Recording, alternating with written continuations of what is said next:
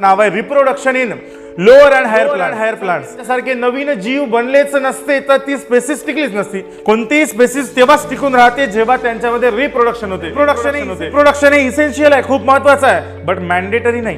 म्हणजे नाही सेक्शुअल मध्ये आपण म्हटलं की एकच पॅरेंट आहे, सेक्शुअल मध्ये म्हटलं 2 पॅरेंट आहे. टिकली जशाच तसा असतो, त्याचे जीन सेम असतात, त्याचा डीएनए सेम असतो, एक्झॅक्ट कॉपी होते. आणि एक्झॅक्ट कॉपी होती की नाही यालाच म्हणतो आपण क्लोन्स. काय म्हणतो? ठीक आहे. हा स्पायरोगायरा जर का 2 भागात तुटला तर ते दोन्ही भाग जिवंत राहतील, हळूहळू ते ग्रो होईल, चांगली सेल डिव्हिजन त्यांच्यामध्ये होईल आणि ते दोन्ही तुकडे मस्तपैकी इंडिपेंडेंटली वेगळे वेगळे जगायला लागतील. यालाच म्हणतो आपण इंडिपेंडंट क्लॅमायडोमोनास मध्ये झाला. आता ते स्विम करू शकतात, मोठे होऊ शकतात. जसं ते खाली पडेल जर्मिनेट होऊन जाईल, जसे बाहेर येतील आणि पडतील खाली. जसे मर्चंट याचं प्लांट, त्याच्यावर एक कप लाईक स्ट्रक्चर, ठीक आहे, त्याच्या आतमध्ये बनतील वेगवेगळे